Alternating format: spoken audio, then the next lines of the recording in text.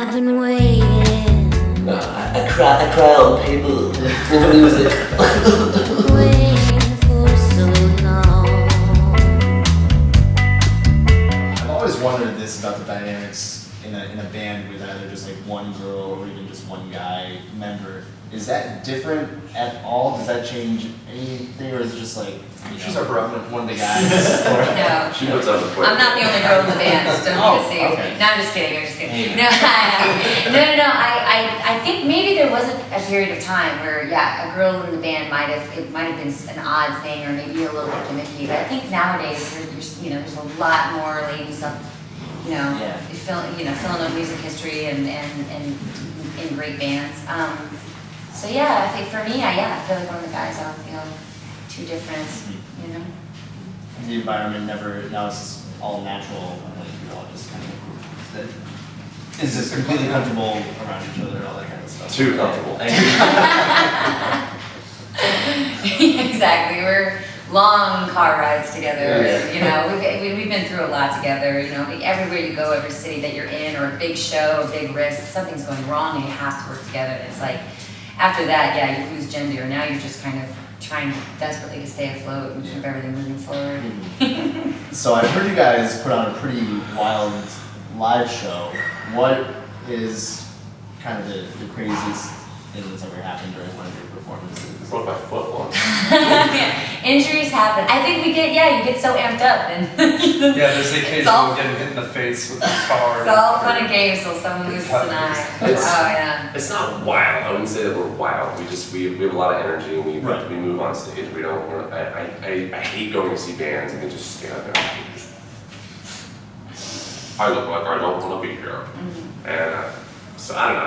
I just can't help but dance when I play. And Yeah, and if you ever see it, I feel like it all kind of begins too with what Nick is doing on the drums. I mean, like they call him the animal, and he's smiling, and his hair's going crazy, and he's just got. So even when like your energy feels a little low that day, it's like as soon as he gets going, it's just like you can't help it. And you're leaping and then you're bleeding. It's tiring. Like there's times when we play shows like not all of our shows are awesome, and there's times we're playing like an empty room, and it's just like I want to be that guy. It's just like.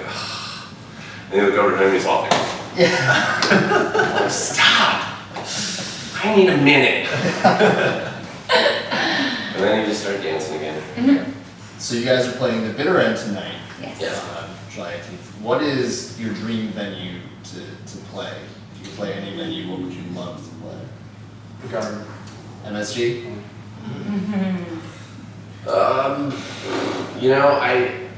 I definitely want to play stadiums. When I was young, like maybe like 5th grade, 6th grade, I went to go see Better Than Ezra play in Philadelphia at the Trocadero, and I just remember walking down and looking at the stage and being like, oh my god, someday I want to be able to play here. And then they had an upstairs bar that's like smaller, and then there was a band that worked their way up and they played the upstairs bar in the back. Yeah. And our green room was the balcony overlooking a huge stage, where we're sitting there being like, God, one day I'm gonna play, and then one day I did. And There you go. And so ever since then, it's just like I know that if I just keep working, I'll be able to get anywhere. So I mean, I don't know any place. I love playing. So Yeah. Nick?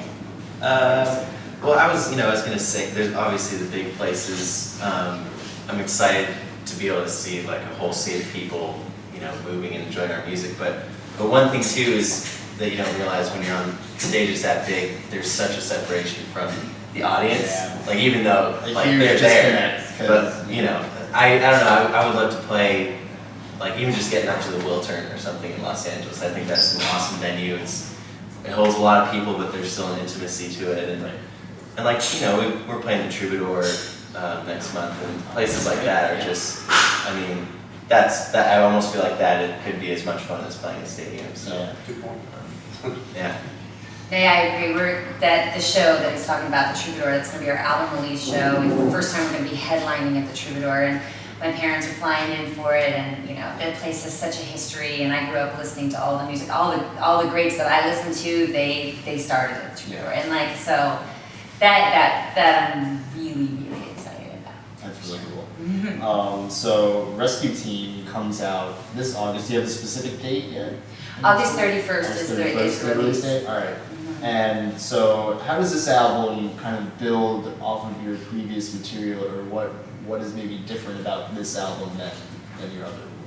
A lot has happened since we released Oh So Loud, which was November of 2011. And, you know, there've been a lot of ups and downs, a lot of downs. Like 2012 was a really rough year. Jerk. It was a jerk. There was a long relationship I was in, there was a long relationship Chris was in, and that dissolved. And I feel like a lot of, and then there were some tragedies that I know that personally my family went through, and all of us, I think that all of that kind of found its way into Rescue Team. There was a little bit, I feel like we were a little bit more vulnerable when we were writing this music, you know, so there's that, but we still, you know, added the Shaker's touch. It's still going to be like soulful. There's resolution there, there's dancing, there's all kinds of really good stuff. But maybe with just, I know you guys are sort of bluesy too, but maybe with a more distinct kind of blues feel lyrically. There is a lot, we do have a lot more blues feel in this record for sure. Specifically, it's song that we within ourselves called Blues Jam, but it's and it's just that old school, just like, and I mean, yeah, we really took our hat to old school blues, and that song was called Thundercloud.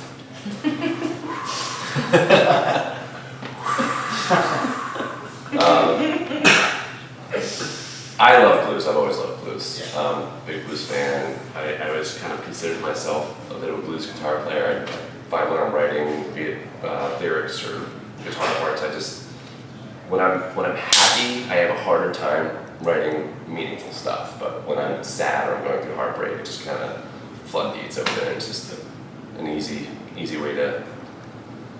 I cry on paper music.